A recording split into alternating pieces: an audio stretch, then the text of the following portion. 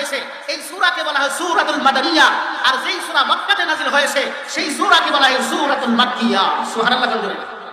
তাহলে নবীজি সাল্লাল্লাহু আলাইহি সাল্লাম মাদানী জিন্দেগি আর মাক্কি জিন্দেগি, রাসূল সাল্লাল্লাহু আলাইহি ওয়াসাল্লাম কোরআনকে টিকায় রাখার জন্য, কোরআনের দাওয়াত দেওয়ার জন্য, কোরআনকে ইসলামকে মজবুত করার জন্য, দ্বীনকে মজবুত করার জন্য আল্লাহর হাবিব মুহাম্মদুর রাসূলুল্লাহ সাল্লাল্লাহু আলাইহি ওয়াসাল্লাম 13টা বছর পর্যন্ত মক্কা কাফের বেঈমানদের কাছে নবীজি সাল্লাল্লাহু আলাইহি সাল্লাম আঘাতের পর আঘাত, আঘাতের পর আঘাত, মারের পর মার, কষ্টের পর কষ্ট, এমন কষ্ট রাসূল সাল্লাল্লাহু আলাইহি সাল্লাম দাওয়াত যখন দেয়, এই তাবলীগের দাওয়াত যখন দেয়, মানুষ মক্কার গলিতে গলিতে ছোট ছোট পোলাপানেরা, এই যে ছেলেরা, তারা রাসূলকে পাগল পাগল বলে পাথর মারতেন, আবার আঘাত করতেন। নবীজি সাল্লাল্লাহু আলাইহি সাল্লামের দোষটা কি ছিল? আল্লাহর নবী পাথরের আঘাত খাইও, রাসূল পিছপা হয় নাই। রাসূল সাল্লাল্লাহু আলাইহি সাল্লাম আল্লাহকে ডাক দিয়েছে, আল্লাহ এমন একটা সময় আমাকে তুমি ঘটাইলা, আর এমন সময় আমাকে যে দায়িত্ব দিয়েছে, মক্কার কাফের বেঈমানরা আমার উপর আঘাতের পর আঘাত আমি সহ্য করতেছি, এতে আমার কোনো দুঃখ নাই, কষ্ট নাই। আল্লাহ আপনি ভালো করে দেখি আমার প্রতি আপনি রাজি আছেন না নাই? আল্লাহ কয়, হে রাসূল আপনার কোনো চিন্তা নাই, আমি আল্লাহ আপনার সঙ্গে আছি।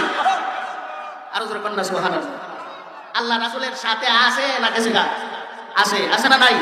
আছে। নবীজি সাল্লাল্লাহু আলাইহি সাল্লামকে আল্লাহ পাক রব্বুল আলামিন বলেন, হে রাসূল আপনার কোনো চিন্তা নাই, কোনো ভাবনা নাই, আপনি দাওয়াত দিতে থাকেন, যা করার আমি আল্লাহই করব। সুবহানাল্লাহ। নবীজি সাল্লাল্লাহু আলাইহি ওয়াসাল্লাম 13টা বছর পর্যন্ত মক্কার কাফির বেঈমানদের কাছে মার খাইলেন। নবীজি সাল্লাল্লাহু আলাইহি সাল্লাম 13 বছর যখন কাফিরগণ মারতে অসহ্য করছে, 13 বছর মারছে, মারার পর আল্লাহর হাবিব মুহাম্মদুর রাসূলুল্লাহ সাল্লাল্লাহু আলাইহি